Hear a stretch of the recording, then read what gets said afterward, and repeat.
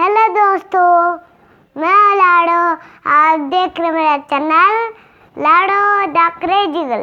पेश आज की ताज़ा खबरें। अभी तक आपने मेरा चैनल सब्सक्राइब नहीं किया है तो पहले कर ले और वीडियो को पूरा देखें। ये फैसला जेब पे पड़ेगा भारी। रेलवे टिकट पर बढ़ सकते हैं 35 रुपए। कोरोना की वजह से तंगी की मार झेल रही जनता की जेब पर अब एक और बोझ बढ़ने वाला है। आने वाले दिनों में रेलवे टिकट 35 रुपए तक महंगा हो सकता है और जल्द ही इस पर सरकार की मोहर लग सकती है। न्यूज़ एजेंसी पीटीआई की रिपोर्ट में बताया गया है कि स्टेशनों के पुनर्विकास के लिए रेल यात्रियों को 10 से लेकर 35 रुपए तक अतिरिक्त किराया देना पड़ सकता है। इस प्रस्ताव को रेलवे अंतिम रूप दे रहा है, जिसके बाद इसे मंजूरी के लिए कैबिनेट के पास भेजा जाएगा। बताया जा रहा है कि ये किराया यूजर चार्ज की वजह से बढ़ रहा है। यूजर चार्ज सुविधा के एवज में लिया जाता है। फिलहाल ये चार्ज एयरपोर्ट पर लग रहा है, जिसे एयर टिकट में जोड़ दिया जाता है। हालांकि रेलवे ने पहले ही स्पष्ट कर दिया था कि यूजर चार्ज केवल उन स्टेशनों के लिए लिया जाएगा जिनका पुनर्विकास किया जा रहा है और जहां यात्रियों की संख्या अधिक होती है। देश भर में 7000 स्टेशनों में से करीब 700 से 1000 स्टेशन इस श्रेणी में आते हैं। रामलला के बाद अब कान्हा का मामला भी कोर्ट में। कृष्ण जन्मभूमि से मस्जिद हटाने की मांग। अयोध्या में राम मंदिर के बाद अब मथुरा की कृष्ण जन्मभूमि का मामला भी अदालत पहुंच गया है। मथुरा की अदालत में दायर एक सिविल मुकदमे में श्री कृष्ण मंदिर परिसर की 13.37 एकड़ जमीन का मालिकाना हक मांगा गया है। इसके साथ ही मंदिर स्थल से शाही ईदगाह मस्जिद को हटाने की अपील की गई है।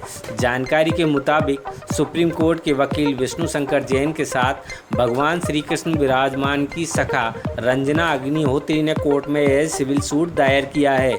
इस याचिका में जमीन को लेकर 1968 के समझौते को गलत बताया गया है। इस याचिका के माध्यम से श्री कृष्ण जन्मभूमि की 13.37 एकड़ जमीन का स्वामित्व मांगा गया है, जिस पर मुगल काल में कब्जा कर शाही ईदगाह बना दी गई थी।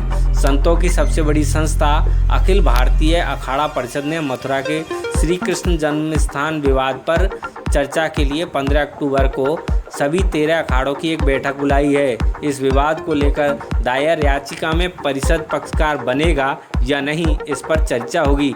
दूसरी तरफ सोशल मीडिया पर 28 सितंबर को कृष्ण लला हम आएंगे ट्रेंड हो रहा था।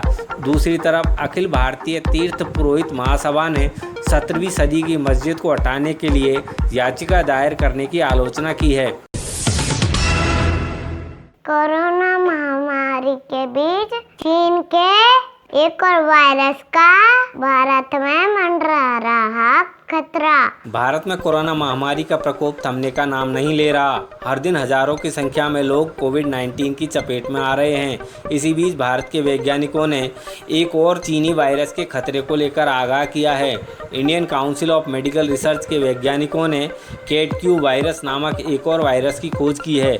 ये वायरस ऑर्थोपोड जनित वायरस की श्रेणी के अंतर्गत आते हैं। सुअर व क्यूलेक्स नामक मच्छरों में पाए जाते हैं। चीन और वियतनाम में बड़े पैमाने पर CQV से ग्रसित लोग पाए जा रहे हैं। भारत में जिन 2 लोगों के सीरम सैंपलों में एंटी CQV IgG एंटीबॉडी मिलने की पुष्टि हुई, वे दोनों कर्नाटक में लिए गए थे। इससे संकेत मिलता है कि भारत में CQV से होने वाली बीमारी फैलने की संभावना है। ICMR के वैज्ञानिकों ने कहा है कि CQV फैलाने वाले मच्छरों का होना और जंगल में इस वायरस का मिलना एक संभावना की ओर ध्यान दिलाता है कि भारत में इस ऑर्थोव्यूनास वायरस से स्वास्थ्य संकट खड़ा हो सकता है। ऐसे में CQV के लिए मॉलिक्यूलर और सेरोलॉजिकल टेस्ट डेवलप करने, लोगों और सुअरों की स्क्रीनिंग करने और मच्छरों में इसके रेप्लिकेशन की जांच करने की ज़रूरत महसूस हुई है, ताकि आपातकाल की स्थिति से पहले ही तैयारी की जा सके। IPL में कोहली का फ्लॉप शो जारी। 3 मैचों में बनाए 18 रन। इंडियन प्रीमियर लीग के 13वें सीजन में रॉयल चैलेंजर्स बेंगलोर के कप्तान विराट कोहली का फ्लॉप शो जारी है। मुंबई इंडियंस के खिलाफ खेले गए मैच में वह सिर्फ 11 गेंदों में 3 रन ही बना सके। इस दौरान उनका स्ट्राइक रेट भी सिर्फ 27.27 रहा। इस सीजन में कोहली अब तक खेले गए 3 मैचों में सिर्फ 18 रन ही बना सके हैं। इससे पहले 2 मैचों में भी कोहली का बल्ला खामोश रहा था। पहले मैच में सनराइज हैदराबाद के खिलाफ 14 रन और पंजाब के खिलाफ सिर्फ 1 रन बनाकर कोहली पेविलियन लौट गए थे। हालांकि मुंबई के खिलाफ मैच में कोहली के खराब प्रदर्शन के बावजूद उनकी टीम ने जीत दर्ज की। आईपीएल के इस सीजन में विराट के फ्लॉप शो के कारण वे दिग्गजों के निशाने पर भी आ गए हैं। पंजाब के खिलाफ मैच में खराब फील्डिंग और बल्लेबाजी में घटिया प्रदर्शन के कारण कमेंटेटर और पूर्व खिलाड़ी सुनील गावस्कर ने उन पर तंज कसा था, जिसमें उनकी पत्नी अनुष्का को भी घसीट लिया। इसके बाद विवाद काफ़ी बढ़ गया और अनुष्का के गुस्सा होने के बाद गावस्कर को सफाई देनी पड़ी थी। दीपिका पर इंडस्ट्री के लगे हैं 600 करोड़ दांव पर। ड्रग्स केस में नाम आने से हो सकता है बड़ा घाटा। बॉलीवुड एक्ट्रेस दीपिका पादुकोण ड्रग्स मामले को लेकर चर्चा में बनी हुई है। ड्रग्स मामले में नाम शामिल होने के बाद दीपिका के करियर पर इसका असर पड़ेगा, इसकी अटकलें भी लगाई जा रही है। इस वक्त दीपिका पर इंडस्ट्री के करीब 600 करोड़ रुपए का बड़ा दाव लगा हुआ है। इसमें दीपिका की 2 फिल्में और लगभग 33 ब्रांड के विज्ञापन शामिल हैं।